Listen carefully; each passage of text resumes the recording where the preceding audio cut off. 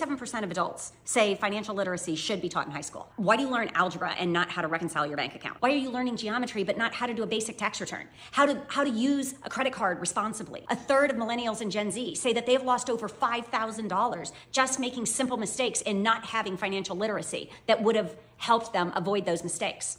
Most people today have far more in credit card debt than they have in emergency savings. That's a serious issue. Why would that be? Well, you could take the conspiracy theory route and say it's because this country is run by businesses and businesses benefit when you make mistakes. Businesses benefit when you don't know that a 31% interest rate is ridiculous. When you get overdraft fees because you don't understand how to reconcile your checking account, they benefit in a major way. When you can't do a basic tax return, so you got to pay H&R Block $79 to do a tax return that may take you 10 minutes on your own. There's billions and billions of dollars being earned by banks and financial organizations because you don't know how to manage your most fundamental and basic financial needs. But I can tell you it's gone way back, because I recall when not long after I had gotten out of high school, Grandma and I ran an accounting office, and I called up the local high schools and offered to go in and teach just a simple 1-hour course that would teach high schoolers how to do a basic tax return, which was a 1040 EZ.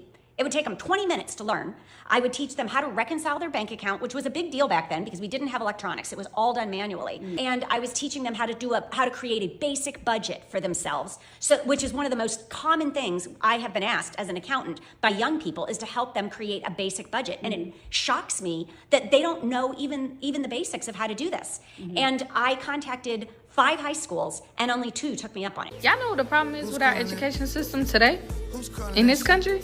And a lot of people are not going to like what I'm having to say, but I'm going to say it anyways. The problem with our education system is that education is not treated like it is a privilege. Like, you are privileged to be here, be in this seat, get this free funded education.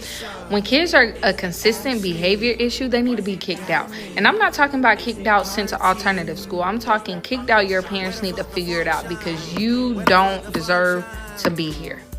The behavior of your child is hindering the others from learning. And I'm not talking little small behaviors, talking, laughing, blah, blah, blah. I'm talking major incidents. You're getting suspended multiple times a year. You have proven that you don't value the education. So why are you here? Why are we wasting money on it? I guarantee if we start kicking kids out, telling their parents are, oh, what am I going to do? I have to work. That's between you and your child. Maybe when your child can get it together, then they can come back. You inconvenience the parents. I guarantee you they will care more about the value of the education and how their child is behaving. I'm not saying kick them out for the rest of their life. I'm just saying kick them out for the rest of the school year.